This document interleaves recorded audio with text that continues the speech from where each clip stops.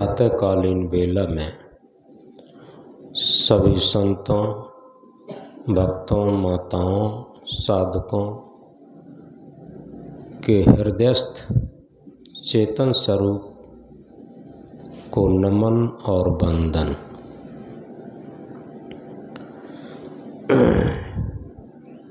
आज से हम लोग शरीर, मन, इंद्रियों से हट कर के जो हमारा वास्तविक स्वरूप है, सत्य स्वरूप है, चेतन स्वरूप है, आत्म स्वरूप है, परमात्म स्वरूप है, ब्रह्म स्वरूप है, उसमें स्थित के लिए उसके साक्षात्कार के लिए सहज ध्यान के लिए उपस्थित हुए हैं। यथार्थ में हम समझ नहीं पाते। कपिल जी ने सांख्य दर्शन में बहुत सुंदर सूत्र हजारों साल पहले कहा था, योगश्चित्त वृत्ति निरोधा। चित्त की वृत्तियों का निरोध हो जाना ही योग है। शिष्य ने प्रश्न किया कि गुरुदेव, योग किसे कहते हैं? तो गुरुजी ने कहा, योगश्चित्त वृत्ति निरोधा। चित्त की वृत्तियों का निरोध हो जाना ही योग है। चित्त की वृत्तियों का निरोध क्या है? हमारा चित्त शरीर से लेकर संसार में अनवरत बह रहा है और उधर से अपनी आत्म स्थिति में स्थित हो जाने का नाम ही योग है। चित्त से सारी प्रकृति से लेकर और संसार तक वियोग की स्थिति का नाम ही सच्चा योग है। शिष्य ने फिर प्रश्न किया कि गुरुदेव, चित्त की वृत्तियों के निरोध हो जाने पर क्या होता? तब उन्होंने कहा, तदा दृष्टा स्वरूपे अवस्थानम। तब दृष्टा स्वरूप की स्थिति आती। तो इस तरीके से जो हमें सूत्र दिए जाते हैं ध्यान के संबंध में, वो सूत्र धीरे धीरे सूक्ष्म होते हैं। जैसे जैसे आगे बढ़ेंगे सूक्ष्म होते जाएंगे और इससे पहले हमारा अभ्यास अच्छा होना चाहिए। अगर सही पूछा जाए, जब ये मोबाइल का विकास नहीं था, पढ़े लिखे लोग कम थे, तब लोगों की चित्त की वृत्तियां स्थिर थीं। आज जितना जितना भौतिक विकास हो रहा है, उतना उतना आध्यात्मिक ह्रास हो रहा है। इस बात को बहुत गहराई से समझें। एक तरफ तो लगता है कि हम उन्नत कर रहे, लेकिन एक तरफ हम अवनत करते चले जा रहे। विचार करें, यहाँ अधिकांश लोग बड़े बूढ़े हैं, उम्रदार हैं। जब ये फोन नहीं थे, 10-10 दिन लोग बाहर चले जाते थे और अधिक अधिक लोग चले जाते थे, तब चिट्ठी चपाटी से काम चलता था और चिट्ठी भी 8-10 दिन में आती थी दूर दूर से, और इसके बाद समाचार मिलता था। एक तरफ का मिल गया, अब उन्होंने उसका जवाब डाला, फिर 8-10 दिन लगते थे, तो 20 दिन में एक बात हो पाती थी। अब पल पल क्या भोजन बनाया, क्या खाया, इस तरीके की रात दिन बातें, ये जीवन की हार है।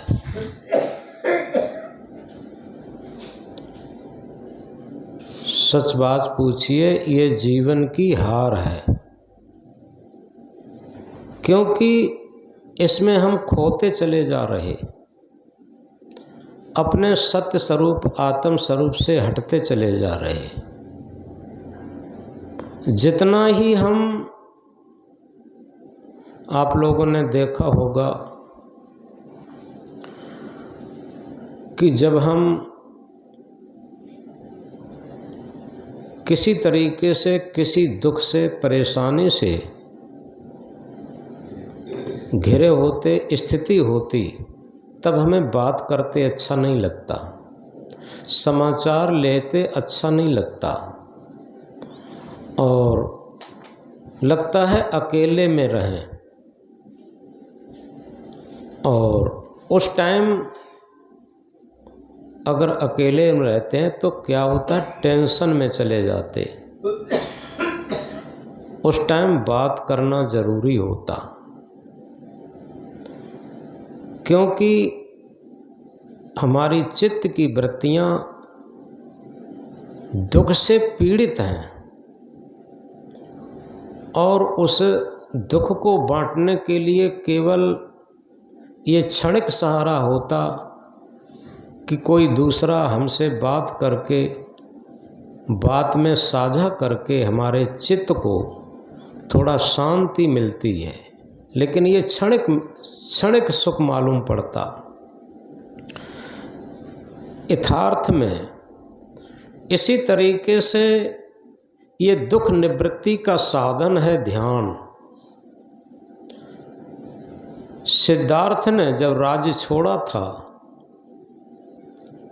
तो केवल एक ही बात पर छोड़ दिया था, ये जर्जर अवस्था, बुढ़ापा देख करके, ये मृत अवस्था देख करके, और ये कहा था ये संसार दुखालय है,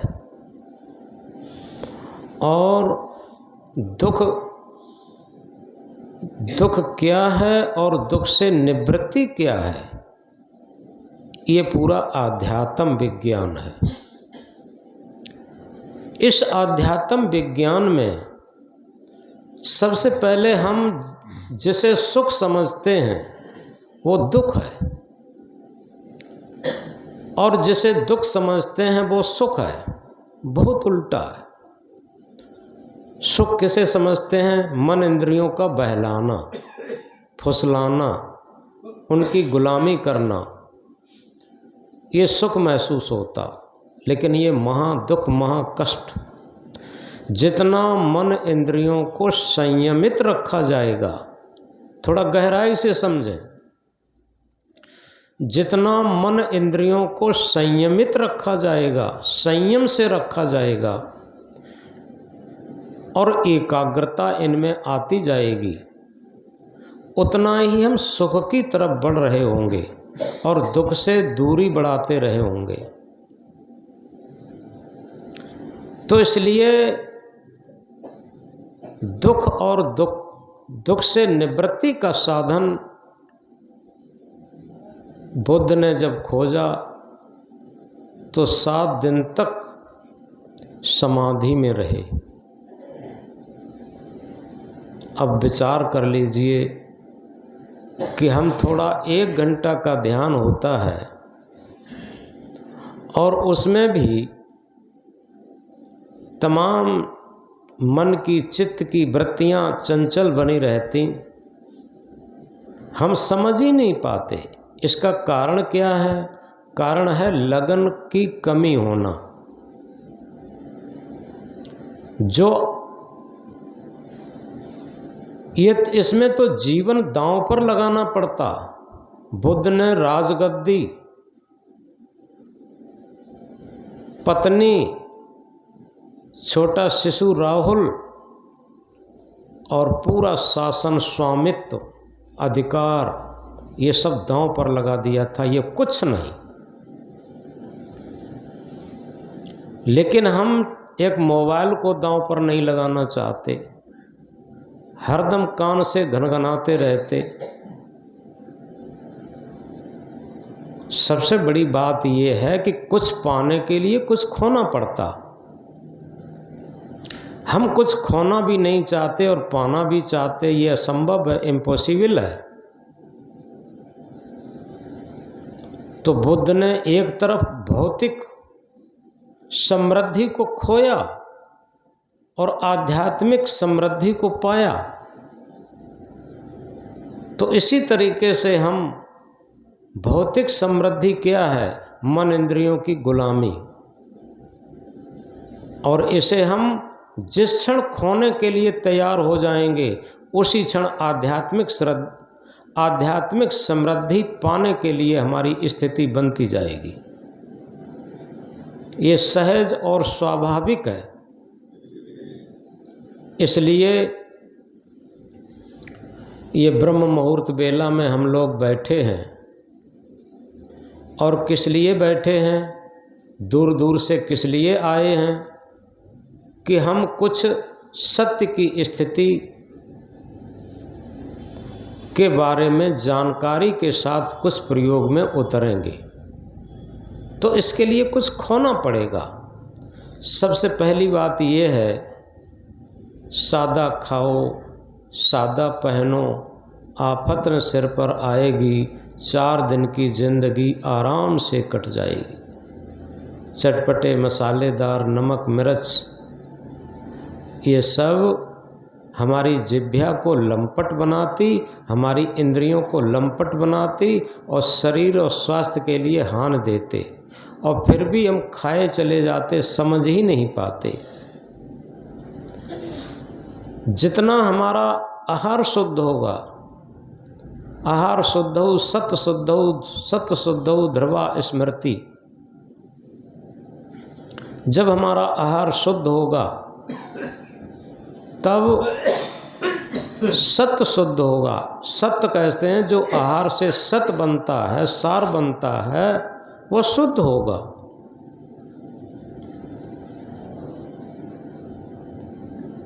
आहार केवल मुख का ही नहीं है, इंद्रियों का भी आहार है, उसे हम नहीं जानते। आँख से आहार करते हैं रूप देखने का, कान से आहार करते हैं शब्द सुनने का, जिह्वा से आहार करते हैं चटपटे मसालेदार। कबीर साहब ने कहा, खट्टा मीठा चरफरा जिह्वा सब रस ले, चोरों कुतिया मिल गई को अब पहरा दे। यही सब इसी लंपटता में जीवन जाता। ये शरीर रूपी एक महल है और इसका मुख दरवाज़ा है और इस पर जिह्वा रूपी कुतिया बिठाई गई है। ये बड़ी लंपट हो गई है, चोरों से मिल गई है। काम क्रोध लोभ मोह, जैसे किसी मकान पर पहरेदारी के लिए कुत्ता बिठाया जाता और वो चोर मिल लेते हैं, उसे जलेबी खिला देते, बिस्कुट खिला देते, धीरे धीरे खिलाते रहते हैं। अब चोर आएंगे तो कुत्ता क्यों भौंकेगा? इसी तरीके से ये हमारी जिह्वा चटपटे मसालेदार खाते खाते लंपट बन गई। अब ये काम है, क्रोध है, लोभ है, मोह, अहंकार, राग, द्वेष, छल, कपट, ये सारे चोरों से मिल चुकी है। अब ये पहरेदारी क्यों करेगी? हमारे स्वास्थ्य के लिए कौन सी लाभदायक चीज़ है? हमारा शरीर स्वस्थ कैसे रहे, हमारा मन स्वस्थ कैसे रहे? मन स्वस्थ और निर्मल रखने के लिए सबसे पहले हमें आहार शुद्ध करना पड़ेगा, आहार पर संयम करना पड़ेगा। तो इस प्रकार ये ध्यान से पहले जागरूकता की थोड़ी बात कही। अब हम पहले सूत्र में प्रवेश करते हैं। और इसी बीच में देखो, खांसी अगर ज़्यादा किसी को आए तो बाहर भी जा सकते हैं। बिल्कुल शांत माहौल होना चाहिए, सबसे बड़ी चीज़ ये है। इसमें कोई बात नहीं, किसी को खांसी ज़्यादा आए तो बाहर जा सकते हैं, वहाँ से सुन सकते हैं, और हरिओम से दवा भी ले सकते हैं। दवा की व्यवस्था रहती है हरदम। पहले सूत्र में प्रवेश करते हैं और बड़ी सावधानी, बड़ी सजगता से दिन का व्यवहार भी रहना चाहिए। लोग समझ नहीं पाते हैं कि बातों में ही पूरा जीवन काटा और ये समय भी बातों में ही काटना चाहते।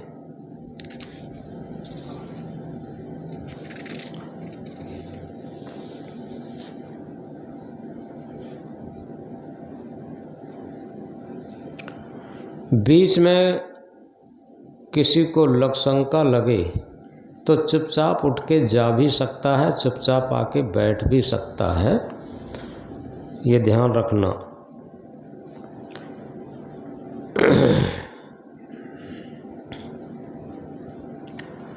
मानव जीवन का अनुभव है कि बाह्य दृष्टि से कितना ही संपन्न हो, लेकिन व्यवहारिक जीवन में तनाव, खिंचाव, बेचैनी, अशांति, व्याकुलता जितनी अधिक मात्रा में है, व्यवहारिक जीवन का परिचय होता है तथा उपरोक्त व्यग्रताएं दूर होने के लिए सूत्रों को अक्रिया के प्रयोग में उतारकर शांति लाभ ले सकते हैं। बिना कारण के कोई कार्य नहीं होता। जितनी अशांत बेचैनी है उसके पीछे कारण है मन का विकारी होना। हमारा मन जितना निर्मल, निर्विकारी, स्वच्छ और सुमन होगा, उतनी ही शांत, चैन, करुणा, समता का साम्राज्य हमारे जीवन में होगा। करुणा, समता, शांति को व्यवहारिक जीवन में अंतर्दृष्टि, सहज ध्यान, सहज समाधि भी कहते हैं, जो आध्यात्मिक मंजिल के आवश्यक सूत्र हैं, जिनको रहनी में उतारने से ही लाभ मिलता है। अब सूत्र हुआ हमारी दृष्टि अंतर्दृष्टि होकर वृत्तियां अंतर्मुख होती हैं। इससे हृदय में करुणा जागृत होती है।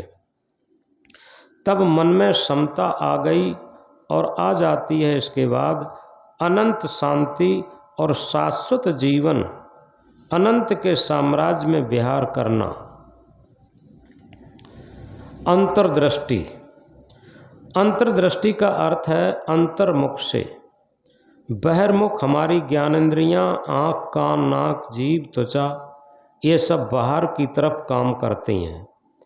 अंतर्मुख में अक्रिया का साम्राज्य आता है। जो इंद्रियां मन के निर्देशन से चलती हैं वे सब बहिर्मुख बनाती हैं। जो अंग स्वचालित होते वो अंतर्मुखता में कार्य करते हुए अक्रिया जैसे रहते, कोई संस्कार निर्मित नहीं करते, जैसे हृदय और फेफड़े। इस बात को थोड़ा हम गहराई से समझेंगे। जो इंद्रियां हमारे मन के इशारे पर चलते हैं उनके संस्कार बनते, सुख और दुख बनते, अशांत और शांत बनती। लेकिन जो इंद्रियां रात दिन बिना मन के इशारे पर चलते हैं उनके कोई संस्कार नहीं बनते, जैसे हृदय और फेफड़ा। ये मन के इशारे पर नहीं चलते, ये स्वाभाविक हैं, अपने आप चलते जीवन भर। ये कोई संस्कार नहीं बनाते, कोई सुख दुख नहीं बनाते।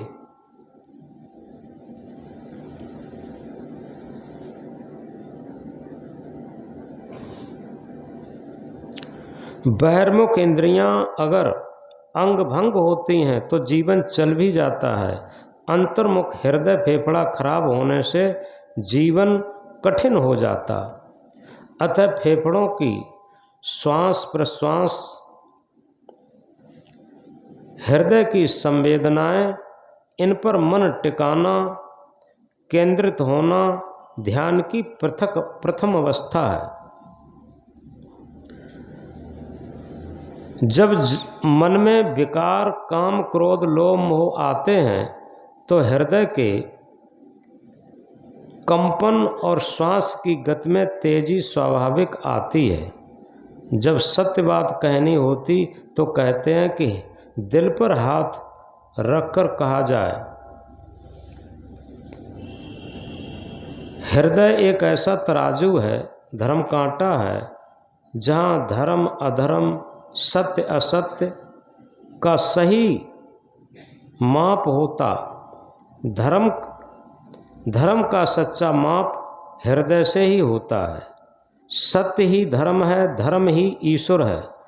धर्म का साक्षात्कार सत्य ईश्वर का साक्षात्कार है। हृदय की गति का संबंध चेतना के भाव से भी है, मन से भी है। जब मन विकारों के संबंध से क्रियावान होता है तो कुमन के रूप में होता।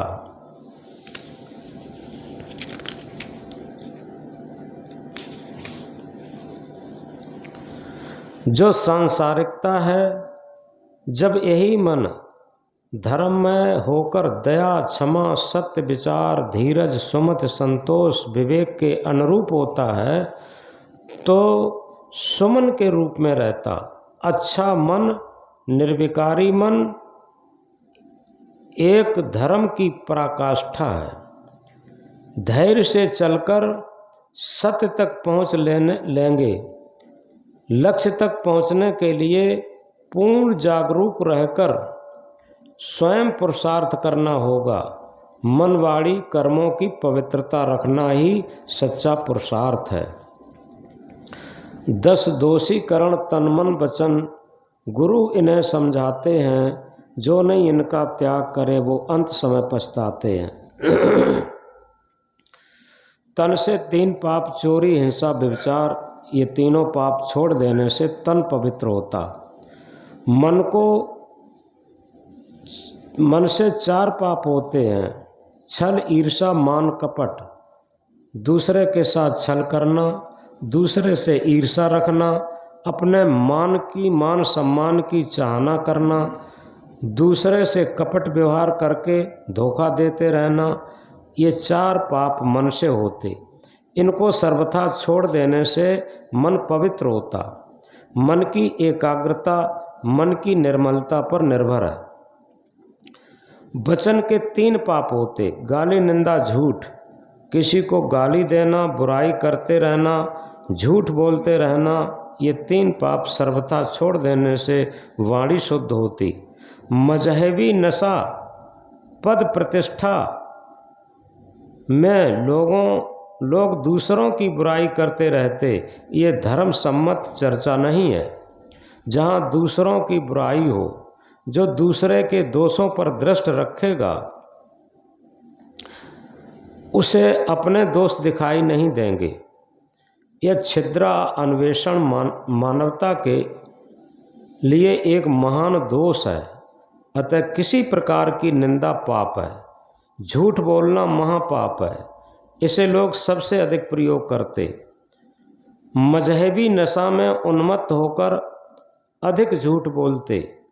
इस प्रकार उपरोक्त 10 दोषों का त्याग देने से तन मन वचन पवित्र होता है। ये हमारा सच्चा पुरुषार्थ है। इसी को शीलवंत कहा है।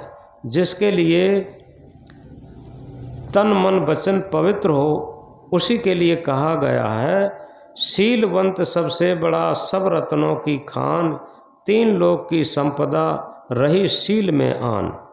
निर्मल मन वाणी बने, निर्मल कर्म महान, मन सुखिया त्यों काल में हर क्षण रहे ध्यान।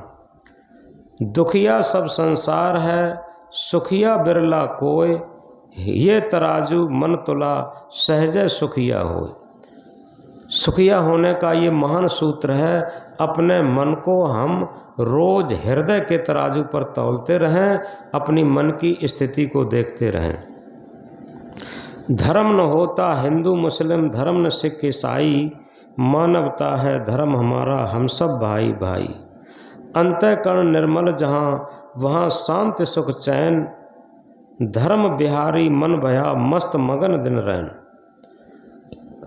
जब अंतःकरण हमारा निर्मल हो जाता है तो शांत सुख चैन आ जाता, और तभी हमारा मन धर्म बिहारी हो जाता और मस्त मगन दिन रैन, रात दिन मगन और शांति में रहने लगता।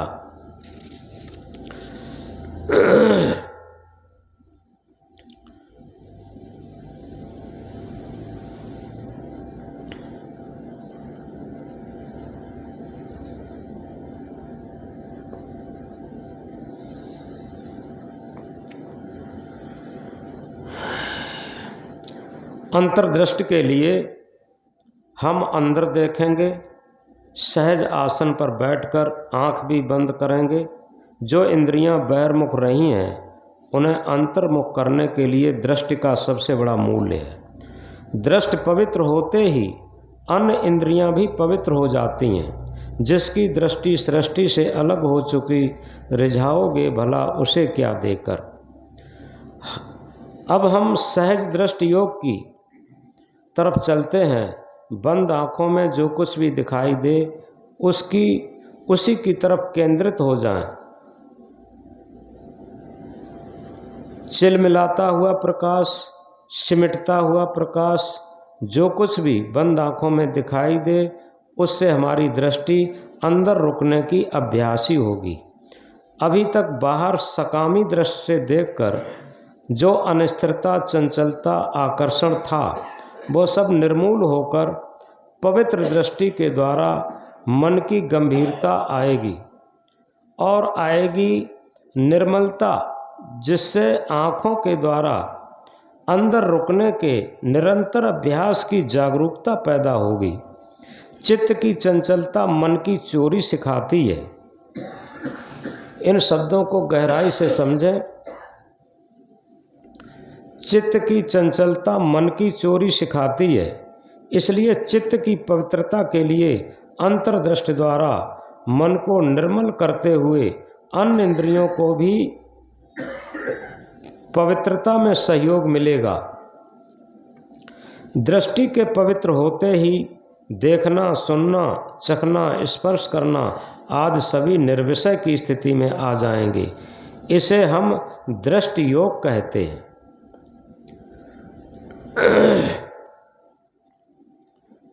आँखों में करुणा का साम्राज्य आते ही अंतर्दृष्टि जागृत होकर हृदय में विराग का दीपक स्वयं चमकने लगता।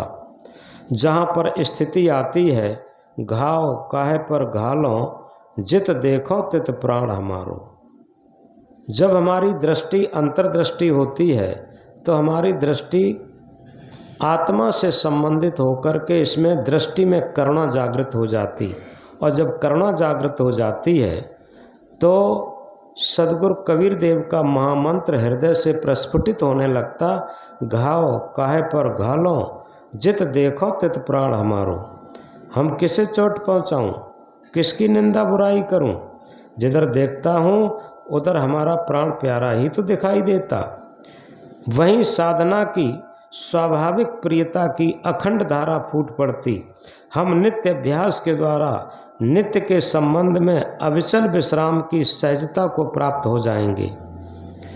संसार की प्राप्ति श्रम साध्य है और आंतरिक स्वस्वरूप की प्राप्ति विश्राम साध्य है, जिसे हम पूर्ण अमन की स्थिति कह सकते हैं, जो जीवन की स्वाभाविक धारा है।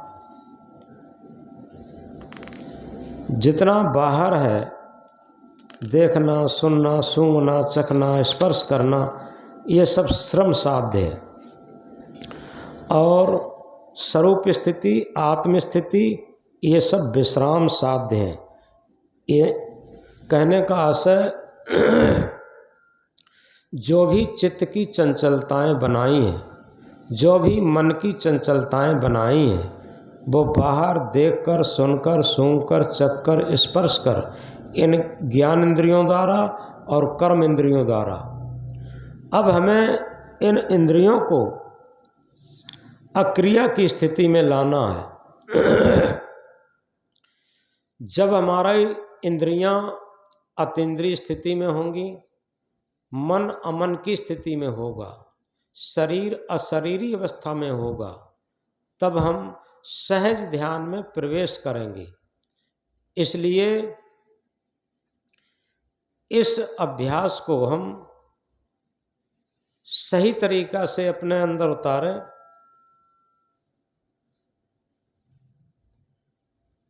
क्योंकि जितना अच्छा अभ्यास होगा उतनी ही जल्दी हमें सफलता मिलेगी।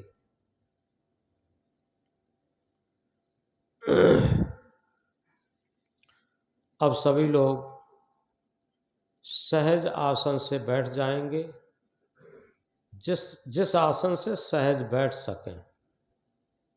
कोई सिद्ध आसन से बैठते हैं, कोई पलथी मार के बैठते हैं।